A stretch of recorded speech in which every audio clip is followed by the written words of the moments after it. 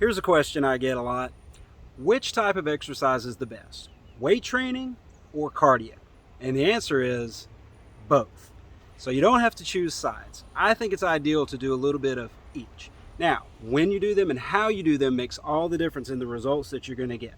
There's a couple of different ways you can structure this. If you want to do your strength training and your cardio together in the same session, or do you want to separate them into different times during the day?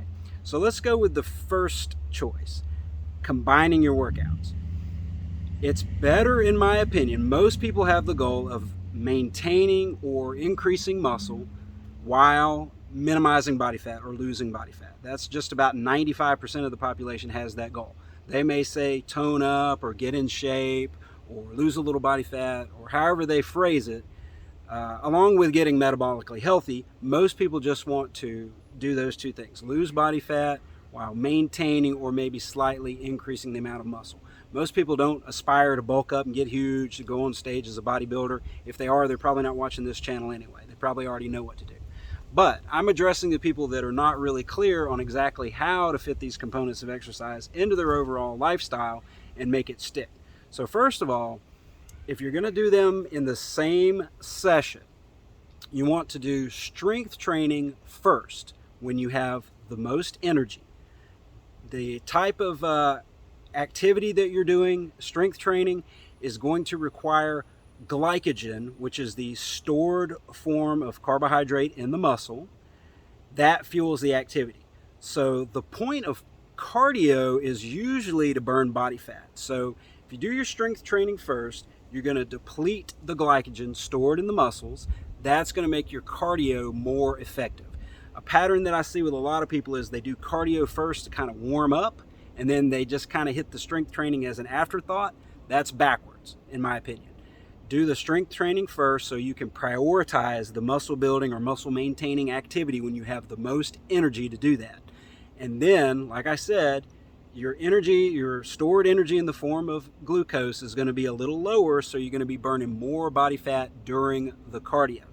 That being said, the intensity level of cardiovascular activity is a huge factor. There's been an idea that has circulated in the popular mainstream for quite some time now, that it's all about energy balance. It's about calories in and calories out. You will hardly ever hear me use the C word. That I just mentioned maybe one of the few times that I ever use it, because it's a flawed and outdated and non-scientific concept that was created in the 1850s when we knew nothing about human biology or nutrition. It predates the discovery of the hormone insulin by about 50 years. So we were way behind in our terms of understanding when we came up with that concept, but it's stuck. And the food companies love it because it allows them to market junk food under the guise of just control the amount, just control the calories, and it won't matter what you eat. It's all about how much you eat. That's backwards, but I digress. In order to make your cardiovascular activity as efficient as possible, as effective as possible, it's not going to be about calories in, calories out. It's going to be about prioritizing body fat, not breaking down muscle. When the intensity level is really high, your body cannot convert fat into energy fast enough to keep up with the demand. So it's going to start burning sugar or stored glucose in the carbohydrate in the muscle.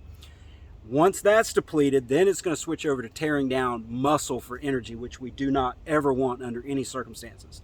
The goal of any fitness program should be to at least maintain muscle, if not increasing muscle slightly, or increasing quite a bit. But you want to maintain or increase. You don't want to ever lose muscle. You lose muscle, you lose metabolism, and that's just a downhill spiral. If you're trying to lose weight at all costs, that's a backwards kind of way of looking at things, because yes, your body weight might go up or down, but not at the same rate that you're decreasing body fat or increasing muscle. So in order to prevent that from happening, cardiovascular exercise, low and slow.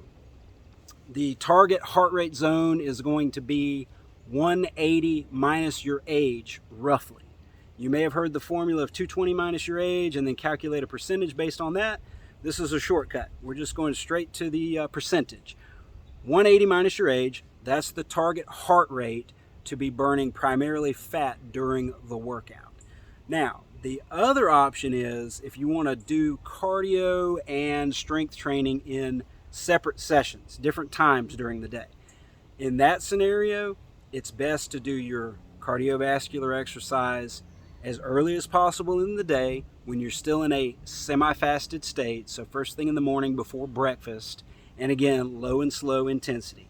After that, if you want to do your first meal or two, and then prepare to do strength training a little later in the day when you're more awake and you have more energy, that works best.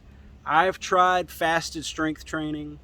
It's not really a quality recipe in my opinion. You're going to get a lot better results if you do it later in the day. Like I said, after you've had a few meals, now you've got some energy in your body.